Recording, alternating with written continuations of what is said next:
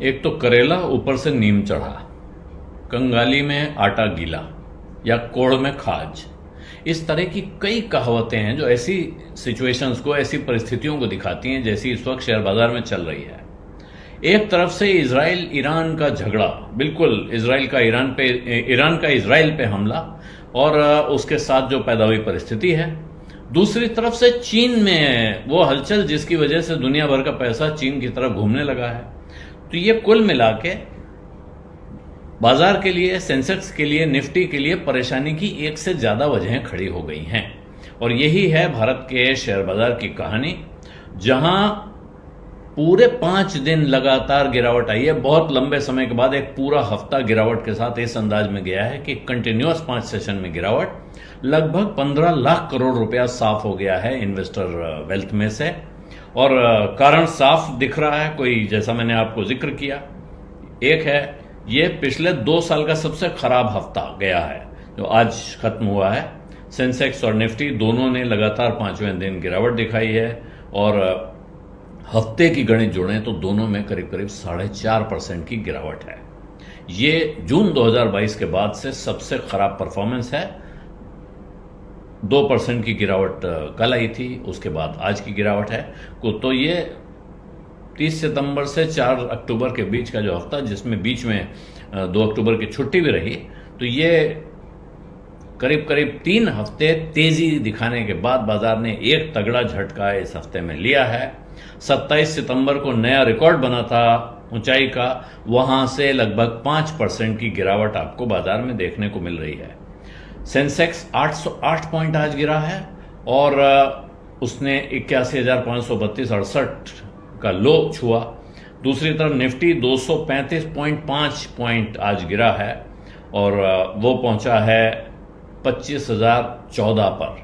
ये गिरावट मोटे तौर पे यही दिख रही है कि भारत में इसके कारण ज्यादातर स्मॉल और मिड कैप में 2.5%, 3.25% की गिरावट। रिलायंस इंडस्ट्री जो निफ्टी 50 का दूसरा सबसे हेवी स्टॉक है, 9% की गिरावट, उसमें 9% से ऊपर की गिरावट इस हफ्ते में। तो ये सेंसेक्स में गिरावट का सबसे बड़ा सरताज रिलायंस इंडस्ट्रीज रहा है। और कुल मिला के अगर आप देखें तो पहला तो आपको साफ दिख रहा है जो मिडिल ईस्ट का संकट है। दूसरा है विदेशी पैसा बाहर जा रहा है, जो फॉरेन इन्वेस्टर्स हैं वो लगातार बेच रहे हैं और भारत से पैसा बाहर ले जा रहे हैं। ऐसे में जो परिस्थिति थी, क्यों कि कह रहे थे कि भाई बहुत भारत में तो खूब पैसा है, चिंता की कोई बात ही नहीं है और विदेशी पैसे की क्या फिक्र है, अब कोई आए जाए, हमारे यहाँ तो डोमेस्टिक फ्लो इतने ज़्यादा हो रहे हैं कि उसकी कोई फिक्र नहीं करनी है। तो वो इस समय वो भी चिंता की बात दिखने लगी है। इसके साथ कच्चे तेल का दाम बढ़ रहा है, जो बिल्कुल स्वाभाविक तरीके से आज फिर लगभग 1% गिरा है और पूरे हफ्ते में देखें तो 10% की बढ़त हो चुकी है। और ये जो बढ़त है कच्चे तेल के दाम में, वो परेशान करने वाली है भारत के लिए, बिल्कुल बड़ी फिक्र की बात है। FII आउटफ्लो, मैंने आपको बताया कि विदेशी पैसा बाहर से जा रहा है। छोटा सा इसमें छोटी सी भूमिका एफेंडो के नए नियमों की भी है। हालांकि उस दिन लग रहा था कि यही सबसे बड़ी तबाही का कारण बनेंगे, लेकिन वो तो ऊंट के मुंह में जीरा जैसे साबित हुए हैं। हालांकि अब बाजार में लोग ये कह रहे हैं कि असर पड़ेगा और एफेंडो कारोबार में लगभग 60% की गिरावट आ सकती है उसकी वजह से।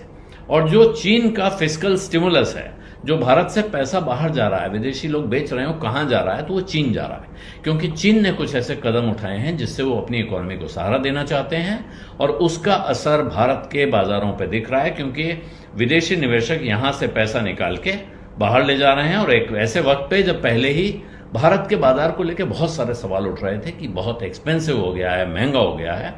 लेकिन ऐसे में भारत में कौन क्या कर सकता है, तो एक बहुत सीधी सी सलाह यह है कि जो ट्रेडिंग के चक्कर में अगर आप हैं कि हमको ट्रेडिंग करनी है, इंट्राडे करना है, पोजिशनल करना है, तो ये शायद सावधान रहने का वक्त है। अगर आप बहुत बड़े धुरंधर हैं, चिंता की कोई बात नहीं है तो करें, लेकिन अगर आप थोड़ा भी आपको शक है अपनी स्किल्स पर, तो ट्रेडिंग का ये वक्त नहीं है, दूर रहने का वक्त है, शांत रहने का वक्त है। और अगर आपने कुछ कर ही लिया तो दिन खत्म होते होते निपटा लेने का भी वक्त है।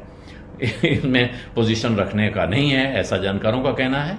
और अगर आप लंबे दौर के इन्वेस्टर हैं तो हमेशा खरीदने का वक्त होता है। आज की तारीख में भी आप अगर गिरावट जितनी हो चुकी है इस पर, नहीं तो और गिरावट होती है तो उस पर थोड़ा थोड़ा करके फिर जिसे SIP कहते हैं, पैसा लगाते रहें गिरावट के साथ, तो आगे आने में एक दिन आपको लगेगा कि भाई बहुत अच्छा वक्त पे आपने लगा दिया। अगर यहां से बढ़ने लगेगा तो आज ही अच्छा लगेगा, और अगर यहां से और गिरता गया और आपने पूरा पैसा न लगा के छोटी किस्तों में आप पैसा लगा रहे हैं तो आगे आपको लगेगा कि अब एवरेजिंग होती जा रही है, बेहतर होगा। और ऐसा तो है नहीं कि भारत का बाजार या भारत की इकोनॉमी कहीं ऐसी मुसीबत में जा रही है कि जिससे आप उबर नहीं पाएंगे। तो इसलिए पुराने सिद्धांत के हिसाब से जब आपके पास पैसा हो जिसकी आपको आने वाले वक्त में कोई इमीडिएट ज़रूरत नहीं है, उसको आप बाजार में लगा सकते हैं। और अगर आपके पास ऐसी कोई ज़रूरत का पैसा है तो धोखे से भूलकर इस वक्त बाजार में लगाने का वक्त नहीं है, बल्कि अगर आप मुनाफे पे बैठे हैं और आपको लगता है कि अगले 6 महीने में, साल भर में ज़रूरत पड़ने वाली है तो आपको वो पैसा शायद निकाल के अपने इस्तेमाल के लिए अलग रखना चाहिए।